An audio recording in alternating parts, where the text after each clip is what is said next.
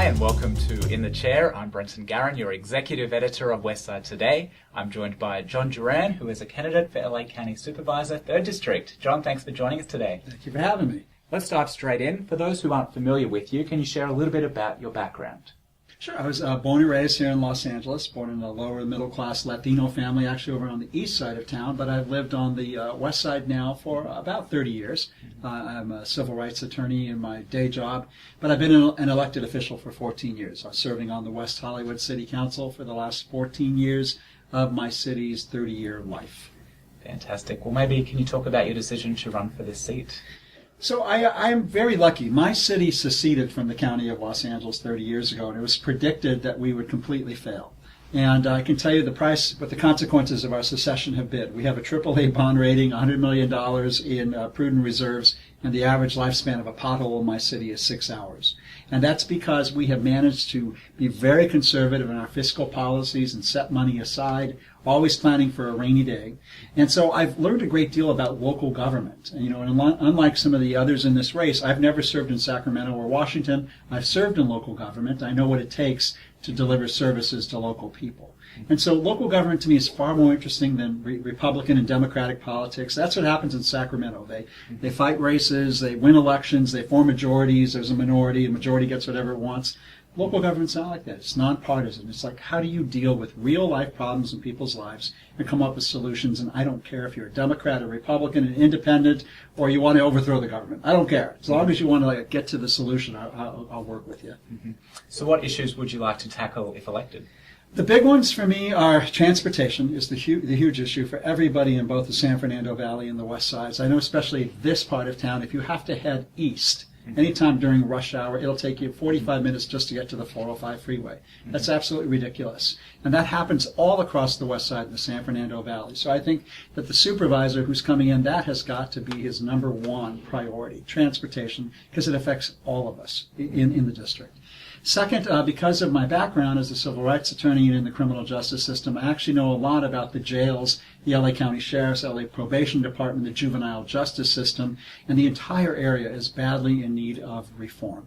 And then finally, the whole infrastructure of Los Angeles County, a lot of the systems that are in place were developed in the 1970s. What I mean is triplicate forms. Like if you have a service at Los Angeles County today, you go, they fill out a form, white copy goes here, yellow copy goes there, you take the pink copy home. It's 2014. There are computer systems, there's an intranet, there's social media, there's all this innovation that has occurred, and the two counties to our north and south, Ventura and Orange County, have successfully implemented new systems. Los Angeles has failed to do so. It's the largest bureaucracy in the world. $26 billion budget, 100,000 employees, largest bureaucracy ever known to humankind, and it is lumbering back in the 1970s and has not moved forward into the new millennium. Can you share a little bit about your campaigning and what people on the streets are saying about things that they would like to see fixed? It's been fantastic. Well, most people say, who are you? Where'd you come from? Because, I don't have a famous Kennedy Shriver name, like Bobby Shriver, and I wasn't in Sacramento for 14 years like Sheila Kuehl. I'm just a local government guy. But when we're out there and we're talking and people hear my message about smaller government being beautiful, about lesser government can sometimes be more effective rather than huge government systems, I think that resonates with a lot of people who are in all political parties all across the board. They just want to know that the system is going to work somehow. I quote George Washington. When I go out and talk, I say George Washington said government is like fire. You need a little bit to cook and to stay warm and have food, but too much fire and the whole place burns down. And I think that's the problem, is that the more the government comes up with programs and task force and blue ribbon commissions, we end up like in the caucus races in Lewis Carroll's Alice in Wonderland, people going round and round in circles rather than just moving straight into solutions. And can you share a little bit about where you live and what you love most about it? I live on the Sunset Strip. I live right about 50 feet from the Whiskey A Go-Go. That has been my residence of choice for many years. When I was growing up in this city, I was one of the club kids that used to hang out at the Whiskey and the Roxy and the Rainbow. That's where I would hang out, in the 1970s. And I sort of grown up in that area and in that culture all these years. So, I live right there at the border where Beverly Hills, West Hollywood, and Hollywood meet. It is one of the densest areas west of the Mississippi River. In my city, we have 20,000 people per square mile. That's like Manhattan. in New York. 20,000 people per mile is like Manhattan. It's not nice and breezy like here in Santa Monica. It's highly dense.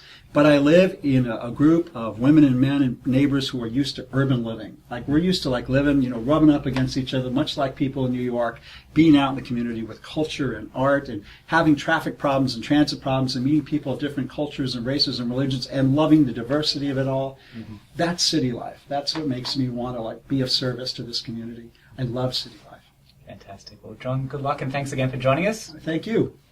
We'll be back next week, so don't forget to check out westsidetoday.com to see who's in the chair. I'm Brenton Garen for Westside TV.